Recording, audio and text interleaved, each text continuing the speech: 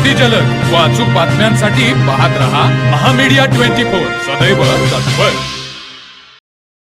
वाठार bus stand ते पारगावाचा एसटीतून प्रवास करणाऱ्या पारगाव इथल्या हेमा प्रशांत देशमुख या प्रवासी महिलेचे रोख 10,000 रुपये आणि 8,000 रुपये किमतीचे चांदीचे पैंजण असलेले पिशवी अज्ञात चोरट्यांनी लंपास केले। पण पेठवडगाव पोलिसांनी केवळ 10,000 रुपये आणि कागदपत्रे लंपास झाल्याचे तक्रार नोंद करून घेतली आणि एसटीला बेदखल केले। हातकणंगले तालुक्यातील पारगाव इथल्या हेमा प्रशांत देशमुख या कामानिमित्त वाठार इथं आल्या होत्या। काम आटोपून त्या सायंकाळच्या दरम्यान कोडोली एसटीने पारगाव इथं निघाल्या होत्या।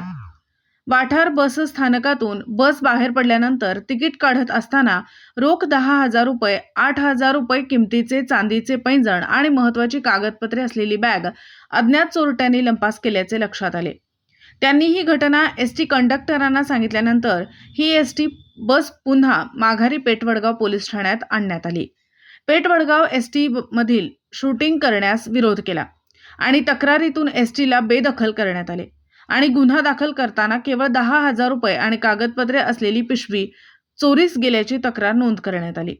पोलिसांच्या या भूमिकेमुळे त्यांच्या कार्यकर्तृत्वावर संशय व्यक्त होत आहे। महामीडिया 24 साठी वाठारहून किशोर जासूद।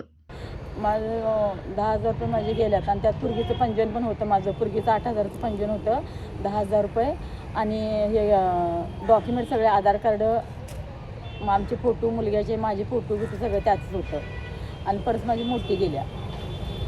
तर मग चला सबस्क्राईब करायला विसरू नका महामीडिया 24 न्यूज चॅनलला। महामीडिया 24 सदैव तत्पर।